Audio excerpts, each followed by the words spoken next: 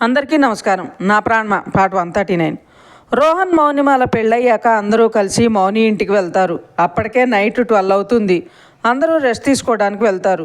రోహన్కి మౌనికి ఇద్దరికీ నిద్ర రావడం లేదు సంతోషంలో. అలా ఒకరి గురించి ఒకరు ఆలోచించుకుంటూ ఎప్పటికో నిద్రపోతారు. వైజయంతి గారు సత్యనారాయణ స్వామి వ్రతం కోసం రోహన్ని నిద్ర లేపడానికి వెళ్ళి ప్రశాంతంగా నిద్రపోతున్న మేనల్లుడిని చూసి నవ్వుకుంటూ వెళ్ళి బెడ్ మీద కూర్చుని తల నిమురుతూ, నువ్వు ఇంత ప్రశాంతంగా నిద్రపోవడం చూసి ఎన్ని సంవత్సరాలైంది కన్నా. ధృతికి యాక్సిడెంట్ అయినప్పటి నుండి ప్రతిరోజు నీ మొహంలో బాధ చూసేదాన్ని. మా కోసం నవ్వుతూ కనిపిస్తున్నా లోపల మాత్రం నరకం చూసావు. ఎప్పుడు ఏదో పోగొట్టుకున్న వాళ్ళ ఉండేవాడివి. ఒక్కరోజు కూడా నువ్వు సంతోషంగా ఉన్నదే చూడలేదు. కానీ సంగీత్లో నువ్వు మౌనిని చూశాక నీ మొహంలో సంతోషం చూసి నేను ఎంత ఆనందపడ్డానో నాకే తెలుసురా. నీ గురించి, నీ పెళ్లి గురించి, నీ జీవితం గురించి ఎంతగా ఆలోచించేవాళ్ళమో మేము. నేను కనిపించేలా బాధపడితే మీ మామ కనిపించకుండా లోపల బాధపడేవారు. నీ మీద నాకంటే ఆయనకే ప్రేమ ఎక్కువ కన్నా. నీ సంతోషం కోసం ఏమైనా చేస్తారు. నువ్వు అంతే. నాకంటే మీ మామనే ఎక్కువ నీకు. మీ ఇద్దరిని చూసి ఒక్కోసారి నాకే కుళ్ళు వస్తుంది. మౌనిమా లాంటి అమ్మాయి నీ జీవితంలో రావటం నిజంగా నీ అదృష్టం కన్నా అని నుదుటి మీద ముద్దు పెట్టుకుని రోహన్ని లేపుతారు. రోహన్ లేచి, అత్తమ్మా ఏంటి ఇంత పొద్దున్నే లేపుతున్నావు, నన్ను ఇంకొంతసేపు పడుకోనివ్వు అని మళ్ళీ వైజయంతి గారు ఒళ్ళో పడుకుంటాడు. వైజయంతి గారు తలనిమురుతుంటే మళ్ళీ నిద్రపోతాడు. వీళ్ళ కోసం వచ్చిన ప్రభాకర్ గారు కూడా రోహన్ పక్కన కూర్చుని నవ్వుతూ, ఇప్పటికైనా నీ సందేహం తీరిందా జయ, వాడెంత సంతోషంగా ఉన్నాడో కదా. మన కన్నాని ఇలా చూసి నా మనసంతా ప్రశాంతంగా ఉంది అని కన్నీళ్లు పెట్టుకుంటుంటే వైజయంతి గారు ఆయన్ని కూడా దగ్గర తీసుకుని ఇంకో పక్క పడుకోబెట్టుకుంటారు. అరగంట అయ్యాక ఎవరూ కనిపించలేదని అశ్విన్, ధృతి రోహన్ రూమ్కి వచ్చి అక్కడ ప్రశాంతంగా నిద్రపోతున్న ముగ్గురిని చూసి అశ్విన్ ఒక ఫోటో తీస్తాడు. తర్వాత వైజయంతి గారి దగ్గరికి వెళ్ళి, అత్తయ్య పూజకు టైం అవుతుంది అని లేపుతాడు. అశ్విన్ గొంతు విని కళ్ళు తెరిచిన రోహను తన పక్కనే పడుకుని ఉన్న ప్రభాకర్ గారిని చూసి, మామ ఎప్పుడు వచ్చాడు అత్తమ్మా అని అడుగుతాడు. వైజయంతి గారు నవ్వి, మీ మామ నిన్ను వదిలి అసలు ఉంటాడా కన్నా అంటారు. రోహన్ వాళ్ళ మామ వైపు ప్రేమగా చూసి మనసులో, ఎందుకు మామ నీకు నేనంటే అంత ఇష్టం, నా మేనత్త భర్తవి అయినా నన్ను కన్న తండ్రిలా బాధ్యత తీసుకుని నా ఆనందం కోసం నువ్వెంత భరించావు మామ, అందుకే నీ తర్వాతనే నాకెవరైనా అని అనుకుని ఫ్రెష్ అవడానికి వెళ్తాడు. అలా అందరూ రెడీ అయ్యి కిందకి వెళ్ళేసరికి పూజకి అన్ని ఏర్పాట్లు చేసేసి ఉంటారు. రోహన్ వెళ్ళి పీటల మీద కూర్చోగానే మౌనిని కూడా తీసుకొచ్చి పక్కన కూర్చోబెడతారు. రోహన్ మౌనిని చూసి చిన్న స్మైల్ ఇస్తే మౌని కూడా నవ్వుతుంది. అలా ఇద్దరు కూర్చుని నిష్టగా పూజ చేసిన తర్వాత అందరి కాళ్ళకి దండం పెట్టి ఆశీర్వాదం తీసుకుంటారు. అలా భోజనాలు చేసి కాసేపు రెస్ట్ తీసుకునేసరికి ఈవినింగ్ 6 అవుతుంది. వైజయంతి గారు, ప్రభాకర్ గారు, రఘు గారు, నందిని గారు వెళ్ళిపోతే రోహన్కి తోడుగా అశ్విన్, దివిత్ ఉంటే మౌని తోడుగా ధృతి, చిన్ను ఉంటారు. రాత్రి 8ంటికే భోజనాలు చేసి హాల్లో కూర్చుని దివిత్ రోహన్తో మాట్లాడుతూ ఉంటే చిన్ను మౌనితో మాట్లాడుతూ ఉంటుంది. చిన్ను చెప్పేవన్నీ మౌని నవ్వుతూ వింటూ ఉంటే రోహన్ మౌనిని తన నవ్వుని చూస్తూ కూర్చుంటాడు. 1 గంట అయ్యాక అశ్విన్, ధృతి కిందకొస్తారు. ధృతి వచ్చి మౌనిని రెడీ చేయడానికి తీసుకెళ్తుంటే రోహన్ లేచి, నాకు నిద్ర వస్తుంది, నేను రెస్ట్ తీసుకుంటా అని తన రూమ్లోకి వెళ్ళిపోతాడు. అశ్విన్, దివిత్ నవ్వుకుని, భార్య వెళ్ళిపోయేసరికి బావకి బాగా నిద్ర వస్తున్నట్లుంది అంటాడు దివిత్. రోహన్కి నిద్రపోవాల్సిన అవసరం లేదని, నైట్ అంతా జాగారమే అని చెప్పాలిగా, వెళ్దాం పదబావా అంటాడు అశ్విన్. ఇద్దరూ రోహన్ రూమ్లోకి వెళ్ళేసరికి రోహన్ నవ్వుతూ తన ఫోన్లో ఫొటోస్ చూస్తూ బెడ్ మీద కూర్చుని ఉంటాడు. రోహన్, నువ్విప్పుడు నిద్రపోతే బాగోదేమో, కాస్త ఆలోచించు అంటాడు అశ్విన్. రోహన్ నవ్వి, ఎందుకు అశ్విన్, వీళ్ళ ఇంట్లో నన్ను పడుకోనివ్వరా ఏంటి అంటాడు. బావా, నీ పెళ్ళవగానే చమత్కారం ఎక్కువైందిగా అంటాడు దివిత్. అవునా, ఎందుకంటావు దివిత్ అంటాడు రోహను అమాయకంగా. అశ్విన్, దివిత్ ఇద్దరు రోహన్ మాట్లాడే విధానం చూసి నోళ్లు తెరుచుకుని చూస్తుంటే రోహను లోపల నవ్వుకుంటూ, ఏదో చెప్పాలని వచ్చి అది చెప్పకుండా సోది పెడతారేంటి అంటాడు. బావా, మాది సోదంటావా, ఏదో ఇవాళ నీ ఫస్ట్ నైట్ కదా, ఎక్కడ నిద్రపోతావో వద్దు అని చెప్పడానికి వస్తే మమ్మల్ని ఇంత మాట అంటావా అంటాడు దివిత్. రోహన్ నవ్వి, ఈ విషయం నాకు ముందే తెలుసు, మామ ఏ విషయమైనా నన్ను అడగకుండా చేయడు, అందుకే పొద్దున్నే నాతో మాట్లాడాకే ఇలా అరేంజ్ చేశాడు అంటాడు. అశ్విన్, దివిత్ ఇద్దరు ఒకేసారి, అమ్మో అన్నీ తెలిసే నిద్ర వస్తుందని చెప్పి లోపలికి వచ్చావా అంటారు. లేకుంటే నువ్వు చెప్పే కుళ్ళు జోక్స్ నవ్వు రాకుండా నవ్వుతూ కూర్చోవాలా? నేను కూడా రెడీ అవ్వాలిగా అంటాడు రోహన్ కన్ను కొడుతూ దివిత్ వైపు చూసి. దివిత్ గుండెల మీద చెయ్యేసుకుని, నువ్వు తక్కువడు కాదు బావా, ఇన్ని రోజులు ఎంతో సాఫ్ట్గా స్మూత్గా హ్యాండిల్ చేస్తూ వస్తుంటే చాలా క్వైట్ అనుకున్నా బావా, కానీ నీలో కూడా మంచి సెన్స్ ఆఫ్ హ్యూమర్ ఉంది అని ఇప్పుడే తెలిసిందంటాడు దివిత్. రోహన్ ఏదో అనే లోపలనే అశ్విన్ మధ్యలో వచ్చి దివిత్ వైపు చూసి, బావా ఇప్పుడు మనం ఇక్కడ నుండి వెళ్ళలేదనుకో, సెన్స్ ఆఫ్ హ్యూమర్ గురించి పక్కన పెడితే మన సెన్సెస్ అదిరిపోయేలా ఒక్కటిచ్చినేస్తాడు రోహన్. మనకు అవసరమా పద అని రోహన్ వైపు తిరిగి, రోహన్ సెకండ్ ఫ్లోర్లో 3rd రూమ్, ఒక 10 minutes ఆగి వెళ్ళు అని చెప్పి అక్కడి నుండి దివిత్ని తీసుకుని వెళ్ళిపోతాడు.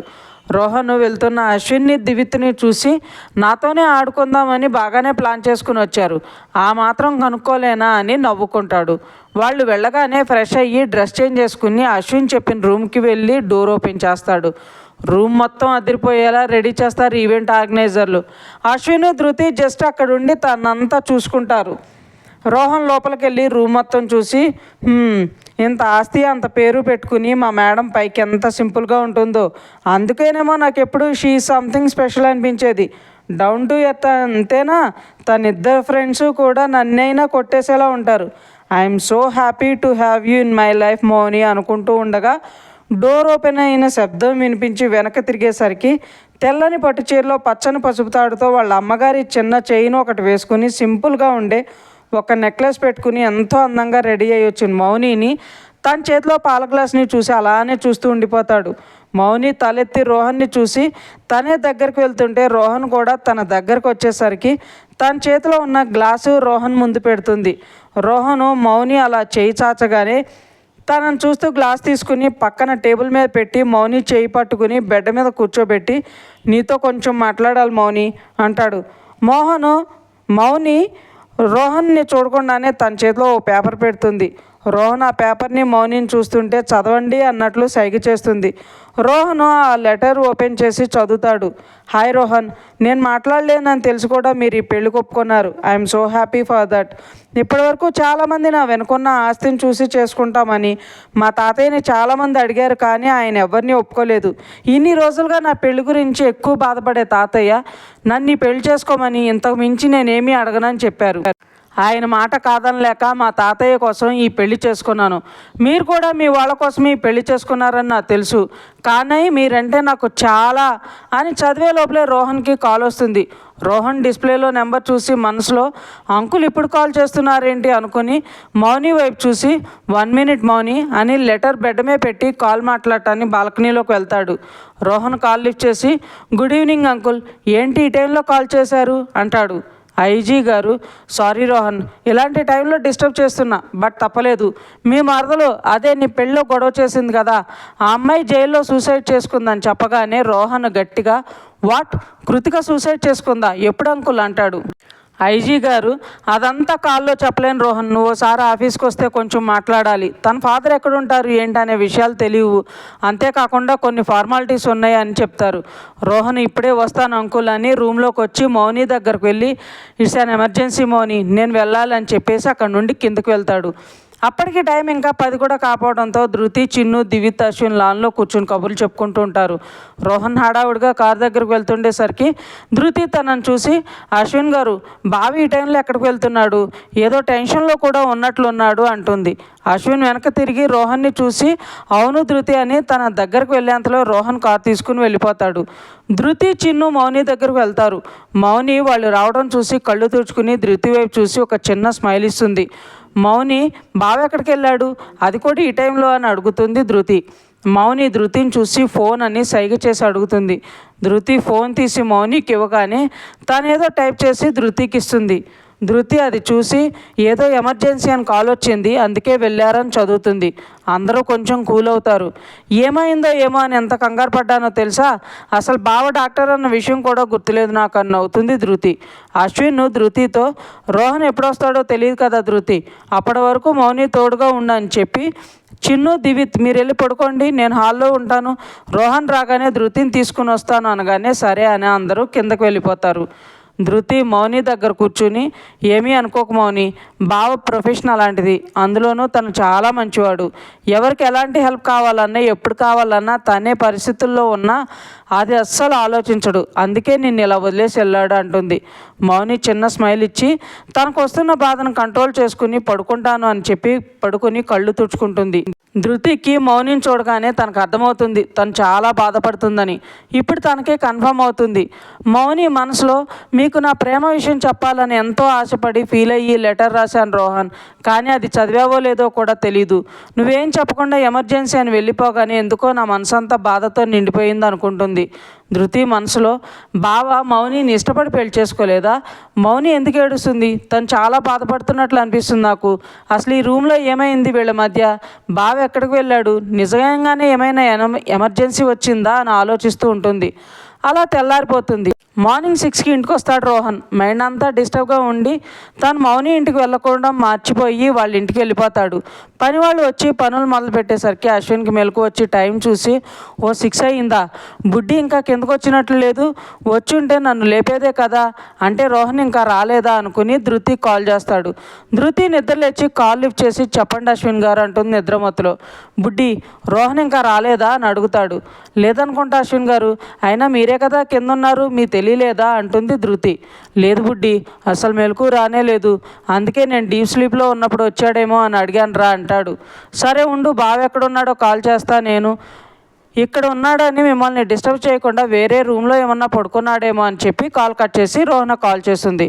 హాల్లో సోఫాలో కూర్చుని కళ్ళు మూసుకుని ఉన్న రోహన్ నెంబర్ చూడకుండానే లిఫ్ట్ చేసి హలో అనగానే, బావా ఎక్కడున్నావు?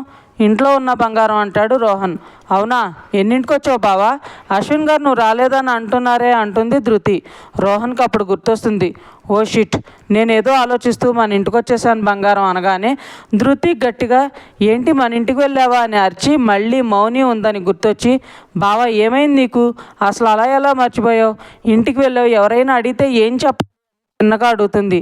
సారీరా, అరగంటలో అక్కడ ఉంటాను, మౌని తెలియకుండా మేనేజ్ చేయని కాల్ కట్ చేసి మౌని ఇంటికి స్టార్ట్ అవుతాడు. రోహన్ కార్ డ్రైవ్ చేస్తూ, సారీ మౌని, అసలు విషయం కూడా చెప్పకుండా వచ్చేసాను అనుకోగానే నైట్ మౌని ఇచ్చిన లెటర్ గుర్తొచ్చి మనసంతా బాధగా అయిపోతుంది. మీ తాతయ్య కోసం పెళ్లి చేసుకున్నా అన్న మౌని చెప్పినట్టే అనిపిస్తుంటే, నేను నిన్ను చూసిన ప్రతిసారి నీ కళ్ళలో ఏదో బాధ కనిపిస్తూ ఉండేది, కానీ పెళ్లిలో సంతోషంగా కనిపిస్తే నేనంటే ఇష్టం అనుకున్నా, బట్ మీ తాతయ్య కోసం నా ముందర సంతోషంగా ఉన్నావు అనుకోలేదు మౌని. నా ప్రేమ విషయం తెలిసి కూడా పెళ్లి ఒప్పుకున్నావు కదా మౌని, అందుకే నేను ఇంకా తన గురించి ఆలోచిస్తున్నాను అనుకుంటున్నావేమో. తన గురించి నాకు అలాంటి ఆలోచన అస్సలు లేదురా. నువ్వు తప్ప ఇప్పుడు నా మనసులో ఎవరూ లేరు. నిన్ను వదులుకొని నేను దురదృష్టవంతుడిని అవ్వాలనుకోవడం లేదు. నా ప్రేమతో నీ మనసును మార్చుకుంటాను రా అనుకుంటాడు. ధృతి రోహన్తో కాల్ మాట్లాడి వెనక తిరిగేసరికి మౌని అప్పుడే నిద్రలేస్తుంది. మౌని నువ్వు వెళ్ళి ఫ్రెష్ అయ్యరా, నేను ఇప్పుడే వస్తానని మౌనికి ఏం చెప్పలేక కిందకు వెళ్తుంది ధృతి. ధృతి వెళ్ళగానే, మా పెళ్లి జరిగిన విషయం కూడా మర్చిపోయి రోహన్ అక్కడికి వెళ్ళారంటే తను నన్ను మనస్ఫూర్తిగా యాక్సెప్ట్ చేయలేదా?